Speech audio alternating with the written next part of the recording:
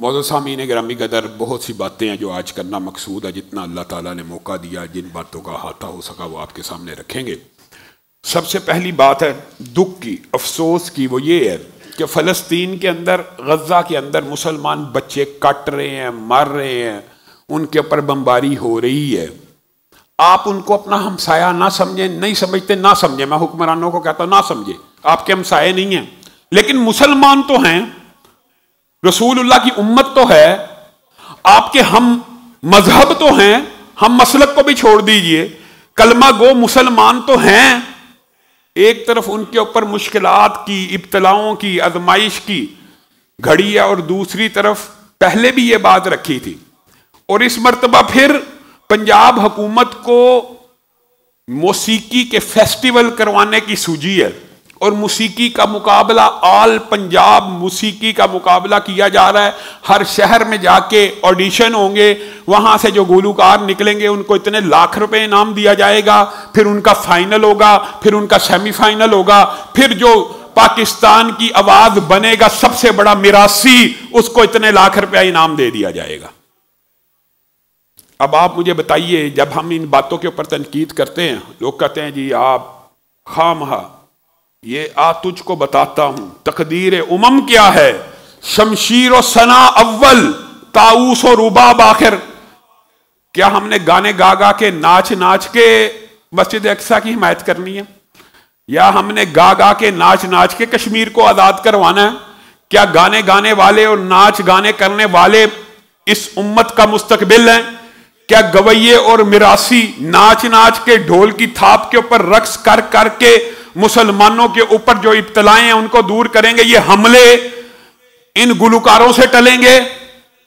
इनकी ट्रेनिंग कराने की चाहिए तो ये था कि पूरे पाकिस्तान के अंदर मुकाबला होता हुस्न किरात का, कि पाकिस्तान के हर शहर के अंदर से तिलावत का मुकाबला होगा, जो सबसे अच्छी आवाज होगी उसको इतना इनाम दिया जाएगा, फिर सेमीफाइनल होगा, फिर फाइनल होगा, जो पूरे पाकिस्तान की सबसे खूबसूरत आवाज होगी उसको लाखों दिए जाएंगे।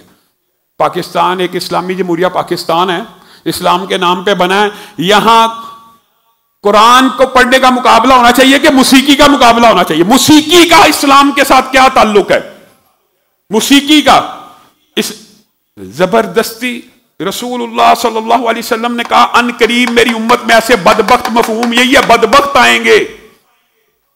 बाद में लोग कहते हैं जी बदबख्त कहां लिखा है? रसूलुल्लाह की अल्फाज बताते हैं, अन करीब मेरी उम्मत में ऐसे लोग आएंगे जो मौसीकी को हलाल कर लेंगे, शराब को हलाल कर लें, हराम है तो हलाल करेंगे। नई बहस शुरू कर देते हैं जी मौसीकी हराम का, जो अखलाक बाख्ता, फहाशी, उरियानी, नाच गाना, इसको तो जो मौसीकी के जवाज के कायल हैं, कवालियों के, वो भी नहीं जायज कहते। जिस किस्म के मुकाबले और फेस्टिवल्स पंजाब हुकूमत और वजीर आला पंजाब करवा रही हैं, ये क्या है? अंधे को अंधेरे में बड़ी दूर की सूझी। इसका क्या फायदा? इसका उम्मत मुस्लिमा को क्या फायदा? इसका पाकिस्तान को क्या फायदा? कोई फायदा वहां पे अल्लाह के फजलो करम से अबू बकर नामी एक बच्चे ने पूरे ईरान में हुस्न किरात का मुकाबला जीता है। वो तिलावतों के मुकाबले करवा रहे हैं, हम मौसीकी के मुकाबले करवा रहे हैं। हमें अपनी तरजीहात के ऊपर गौर करना चाहिए। एक बात तो ये है कि ये जितने भी मुकाबले और फेस्टिवल हो रहे हैं, हुकूमत को चाहिए इनके ऊपर नजरसानी करें, इनको बंद करें। आपके आइन के आर्टिकल में पाकिस्तान में इस्लाम की तरवीज, इस्लाम को प्रमोट करना, कुरान की तालीम, कुरान को प्रमोट करना आपके आइन का तकाजा है। आप उसके मद्दे मुकाबिल अल्लाह करे कि पाकिस्तान में कुरान के मुकाबले हों और मौसीकी को यहां से भगा दिया जाए। दूसरी बात यह, हजरत मौलाना अल्लाह वसाया हाफिज़हुल्लाह ने सुप्रीम कोर्ट के चीफ जस्टिस को एक लेटर लिखा।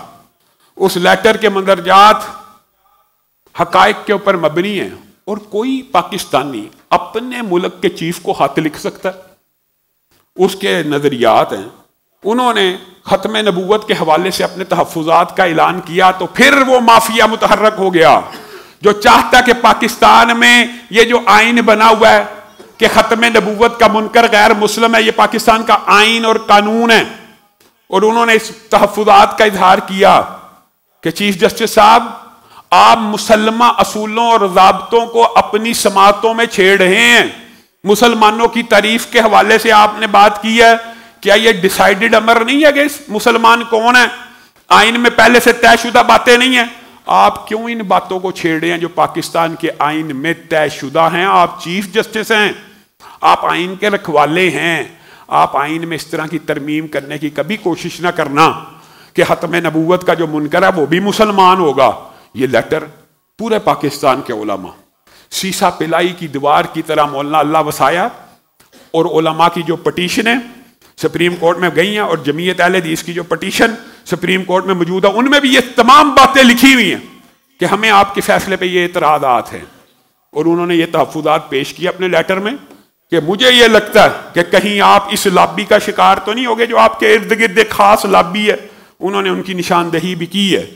अभी उनके नाम लेने का वक्त नहीं है, लेकिन अगर वक्त आया तो इन कादियानी हमनवा लाबी को बेनकाब किया जाएगा। पाकिस्तान के अंदर खत्म नबुव्वत के मुनकर को कभी भी मुसलमान करार दिया नहीं जा सकता, और अगर जो भी देने की कोशिश करेगा उसके खिलाफ एहतजाज होगा। यह हमारा आईनी कानूनी हक है और चीफ जस्टिस को अपने इस तरह के हर किस्म के इरादे से, और ये एक खदशा है।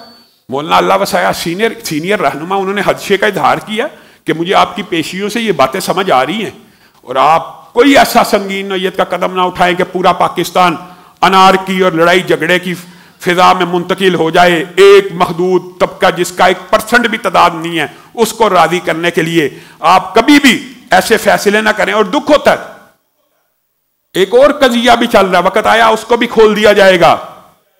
इसराइल को मंजूर करने की साजिशें करने वाले इस्लामाबाद के अंदर जो औरत मौजूद है उनके ताने बाने भी इस दफ्तर से मिल रहे हैं, इसराइल तक के। लेकिन ये बातें कबल अज़ वक़्त हैं। जो लेटर मौलाना ने लिख दिया वही हमारी नुमाइंदगी है। लेकिन अगर आपने कोई इस किस्म का फैसला या कदम उठाने की कोशिश की तो वो औरत जो पाकिस्तान के अंदर इस्लामिक यूनिवर्सिटी के अंदर इसराइल के स्टॉल लगाकर और आप उसकी पुष्टपनाही कर रहे हैं, ये सारे मामलात को अवाम के सामने रख दिया जाएगा। और पाकिस्तान के अंदर खत्म नबुव्वत का मुनकर हमेशा के लिए गैर मुस्लिम है, गैर मुस्लिम था, गैर मुस्लिम रहेगा। अगर आपने इसकी जेर जबर को भी तब्दील करने की कोशिश की तो ये कोई किसी अहले हदीस मसलक का मसला नहीं है। अल्लाह के फजलो करम से इसमें देवबंदी, अहले हदीस, बरेलवी, तमाम अहले सुन्नत यक जाएं कि खत्म नबुव्वत के लिए, ताजदार खत्म नबुव्वत के लिए अगर ये सरों को भी कुर्बान करना पड़ा तो कर देंगे। इस आइन के अंदर तरमीम होने नहीं देंगे। तीसरी बात, FATF बहुत शोर सुनते थे पहलू में दिल का, जो चीरा तो एक कतराए हूं ना निकला। आपके सामने इमरान खान के पूरे दौर में मौलवियों के ऊपर जुल्म जबर सितम इस FATF के तहत किया गया कि वक़फ़ इमलाक कर लेंगे जी, चंदा मांगोगे जी, खाल मांग ली है बकरे की, पर्चा दे दो जी, चंदा मांग लिया पर्चा दे दो जी, अकाउंट बना हुआ मस्जिद के नाम से बंद कर दो। मौलवियों के ऊपर पर्चे दे दे के क्या नतीजा निकला? वलन तरदान कल यहूद वलन नसारा। अल्लाह की कसम, यहूदी और ईसाई हुक्मरान तुमसे कभी राजी नहीं हो सकते हत्ता तत्तबिया मिल्लतहुम, यहां तक कि तुम हुद ईसाई और यहूदी ना हो जाओ, फिर भी शायद राजी हो या ना हो। तुम किनको राजी करने लगे हो? FATF की आड़ में दोबारा, यानी इमरान खान के खिलाफ उलमा ने जिद्दोजहद की कि यह जुल्म हो रहा है, तो अब शहबाज शरीफ साहब की हुकूमत आ गई है। उन्होंने फैसला किया है वो जो जी खान साहब ने FATF वाला काम किया था ना, वो बड़ा अच्छा है। हम ही फिर बेवकूफ थे कि जो उसकी अपोजिशन करते थे, वो जी बड़ा अच्छा है। इस्लामाबाद की मस्जिदों के ऊपर से जी कमेटियां खत्म करके वक्फ की सारी मस्जिदें जी सरकार की तहवील में ले दी जाएंगी। इस तरह के अदाइम अब शहबाज शरीफ साहब की हुकूमत करिए, तो क्या शहबाज शरीफ साहब भी ये चाहते हैं कि उलमा के साथ टकराव हो जाए? आप अपनी अदाओं पे खुद गौर करें, फिर उलमा तो ये तहरीक और आवाज उठाएंगे। क्योंकि ये बात याद रखिएगा, वक्फ इमलाक के बिल को उलमा ने 1857 में बरतानवी हुकूमत के अंदर, और उसके बाद जब वो बरतानिया पूरा बरसगीर के ऊपर हाकम आ गया था, इस चीज को नहीं था कबूल किया। और मुसलमान अकाबरीन ने बरतानिया के साथ ये जाके मुज़ाकरात किए थे कि आप मुसलमानों की मसाजिद, मुसलमानों की इबादत गाहें और मुसलमानों के ख़ानदानी सिस्टम और रवाज में मुदाखलत ना करें। क्यों? और जो दलाइल दिए, ठीक है इख्तलाफ हो सकता है, लेकिन उस वक़्त सर सैयद अहमद खान ने और इन जैसे लीडरों ने उनको दलाइल और मुकालमे के अंदर जेर किया कि ये इंसानी शहरी हकूक पूरी दुनिया के जो मुसलमान हैं उनके भी खिलाफ है। अब पाकिस्तानी हुकूमत क्या चाहती है? हर मुसलमान को इबादत करने का हक हासिल है कि नहीं? अपनी इबादत गाह बनाने का हक हासिल है कि नहीं?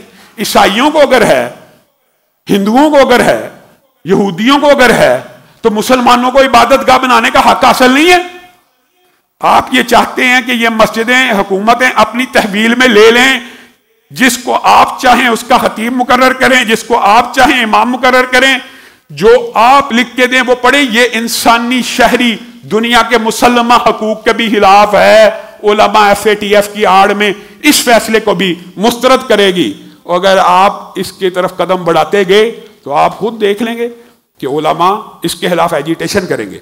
वक़्त तेजी से गुजर, आखिर में एक ऐलान, और इंशाअल्लाह आइंदा आने वाले खुतबे में इसके ऊपर तफसील से भी बात करेंगे। उस खुतबे से कबल लाहौर के अंदर अल्लाह के फजल करम से जमीयत अहले हदीस पाकिस्तान के ज़ेर इह्तिमाम एक अक्सा वाक गजा मार्च का इंतजाम किया गया है। बुध के दिन 1 मई को आप सब साथियों ने उस गजा मार्च में शिरकत करनी है। और शाला मार चौक से लेके मरकज अनस बिन मालिक तक, ये नहर के ऊपर आप जाएं, बिल्कुल वहां से करीब है, आपको रस्ते की कोई भी किसी भी किस्म की मुश्किल पेश नहीं आएगी। उसमें फरजंदे मस्जिद अक्सा इमाम मामून साद बुयूस तमीमी साहब तशरीफ ला रहे हैं। आप सब ने इमाम साहब का इस्तकबाल करना, उनका साथ देना। वो वहां से चल के आ रहे हैं हमारे पास, किस लिए? कि पाकिस्तान के अवाम के जज्बात के हैं। पाकिस्तान के अवाम अक्सा के साथ किस तरह तामुन करना चाहते हैं, पाकिस्तान के अवाम फलस्तीन के काज के लिए कितना मुखलस हैं। आपने एक तो उनका शानदार इस्तकबाल करना है, वो इस वाक की क़ियादत करेंगे इंशाअल्लाह। आप सब ने भी उस वाक में शरीक होना, और उसके बाद वो असर की नमाज वहां पे मरकज अनस बिन मालिक में पढ़ाएंगे। उसके बाद वो तकरीर करेंगे, गुफ्तगू करेंगे, आप लोगों से मुलाकात करेंगे। ये लाहौर में जो पहला उनका प्रोग्राम है 1 मई को होगा। इंशाअल्लाह सब साथी आएंगे, इंशाअल्लाह सब साथी वहां पे तशरीफ लाएं और शिरकत करें। उसके बाद उनके पूरे पंजाब के अंदर मुख्तलिफ दौरे हैं। उन दौरों के आखिर में 10 मई का जुम्मा इंशाअल्लाह, 3 मई वाला नहीं, 3 मई का जुम्मा वो मुल्तान में पढ़ाएंगे। उसी शाम वो खानेवाल में कॉन्फ्रेंस करेंगे। 5 को उनका दौरा सियालकोट है। 10 मई का जो जुम्मा है वो इंशाअल्लाह इसी मरकज में वो पढ़ाएंगे। आपने जोक दर जोक शिरकत करनी है, ख़वातीन भी शिरकत करें, उनका इस्तकबाल करें। इस मरकज़ में 10 मई को वो जुम्मा पढ़ाएंगे। उसके बाद उनके एजाज़ में दोहराना होगा, आप साथियों से मुलाकात होगी, और उसी शाम को वो इंशाअल्लाह गुजरावाला के अंदर कौमी फ़लस्तीन कॉन्फ्रेंस में शिरकत करेंगे। अल्लाह रब्बुल इज़्ज़त जो कहा गया, जो सुना गया, उसको समझने की तौफ़ीक़ इनायत फरमाए। सुब्हान रब्बिका रब्बिल इज़्ज़ति अम्मा यसिफ़ून।